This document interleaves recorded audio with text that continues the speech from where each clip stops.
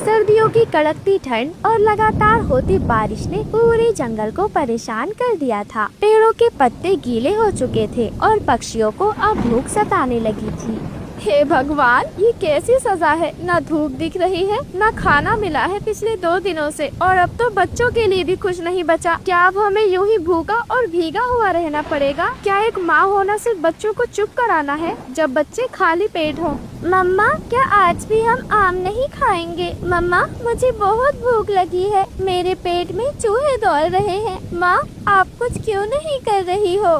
गुड़िया बेटी, माँ की ममता मजबूर हो गई है, पर वादा है मैं कुछ न कुछ जरूर लाऊंगी, तेरे लिए भी और अपने लिए भी। नहीं तो तेरे लिए तो जरूर। टुन्नू चिड़ा कोने में चुपचाप खड़ा ये सब सुन रहा था। वो धीरे से बोलता है, रानो, जब मैं जंगल में सबसे अच्छे हलवाई की दुकान चलाता था तो हर दिन मीठे आम की बर्फी बनती थी। आज एक आम के लिए भी तरसना पड़ रहा है। मैंने कभी सोचा नहीं था कि मेरी बेटी भूख से कांपती मिलेगी। ये हालात देखकर दिल फटता है मेरा रानो।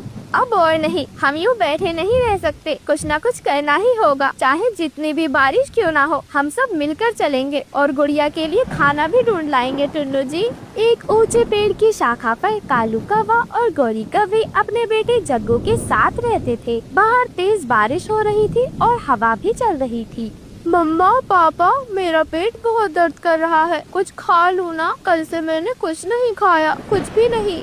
जग्गू, मेरे बेटे, मेरी जान, माफ कर दो। मम्मी भी चाहती है कि तुझे गर्मा गर्म खिचड़ी खिलाऊं, पर तू तो जानता है ना बेटा, सब जगह बारिश है, कोई सूखा नहीं बचा है। ये जंगल भी ना एक फल तक नहीं बचा। एक वक्त था जब मैं अकेले बाकर राजा कहलाता था। आज अपने बेटे को ही भूखा देखना पड़ रहा है मुझे। कालू जी, अब लड़ाई से कुछ भी नहीं होगा, हमें कोई रास्ता निकालना होगा। सिर्फ जग्गू ही नहीं, पूरे जंगल के बच्चे भूख से तड़प रहे हैं। कालू जी। पापा, आप तो कहते थे ना आप उड़कर आम लाते थे मेरे लिए, क्या आज आप मेरे लिए आम नहीं ला सकते पापा? कालू कौवा अपने बेटे की बात सुनकर चुप हो जाता है। उसका गला भर आता है और वह सर झुकाकर कहता है, आज पापा की उड़ान भी कम हो गई है बेटा, लेकिन पापा वादा करता है कुछ न कुछ लेकर ही लौटेगा। कालू जी, हम सब चलेंगे मिलकर, क्योंकि बात सिर्फ हमारी नहीं है, पूरे जंगल की है। वहीं दूसरी तरफ एक पेड़ की खोखली टहनी पर बना था एक छोटा सा घोंसला। उसके अंदर मिट्ठू तोता और हरियाली तोती अपने छोटे से बेटे के साथ रहती थी। माँ, मुझे बहुत भूख लगी है, मेरी आँखों के आगे सब घूम रहा है, मुझे आम चाहिए, बस एक छोटा सा टुकड़ा। अरे बेटा, काश मेरे पास कोई जादू होता, मैं तेरे लिए आम का मुरब्बा बना देती, लेकिन बारिश ने सब कुछ मिटा दिया है। वही मिट्ठू तोता बार बार बाहर आसमान की ओर देखता है, फिर गहरी सांस लेकर कहता है, मैंने सोचा था ये मौसम जल्दी चला जाएगा, पर अब तो पूरे जंगल की हवा में सिर्फ भूख ही है और हमारे पास न कुछ खाने को है, न ही कुछ देने को।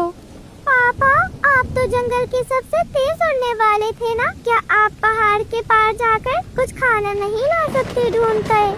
तेरा पापा अब भी उड़ सकता है बेटा, लेकिन ये ठंड और बारिश से रास्ते धुंधले हो गए हैं। फिर भी मैं कोशिश करूँगा तुम्हारे लिए, तुम्हारी भूख से बड़ी कोई चीज नहीं है। मिट्ठू जी, अगर तुम जाओगे तो मैं भी साथ चलूंगी, हम दोनों जाएंगे, अकेले मत जाओ। अब वक्त आ गया है कि अब सब मिलकर कुछ करें। हम बस अपने लिए नहीं, पूरे जंगल के बच्चों के लिए सोचेंगे। मैं इंतजार करूँगा पापा, प्लीज जल्दी लौटना मम्मा। और फिर मिट्ठू तोता और हरियाली तोती, बंटी कबूतर और कबूतरी, कालू कौवा और कौवी सब मिलकर रानो चिड़िया के पास आ जाते हैं। अब बहुत हो गए रानो बहन, हमें कुछ ना कुछ करना होगा। खाली बैठे रहने से कुछ भी नहीं होगा, चलो बाहर निकलते हैं, कुछ न कुछ मिलेगा।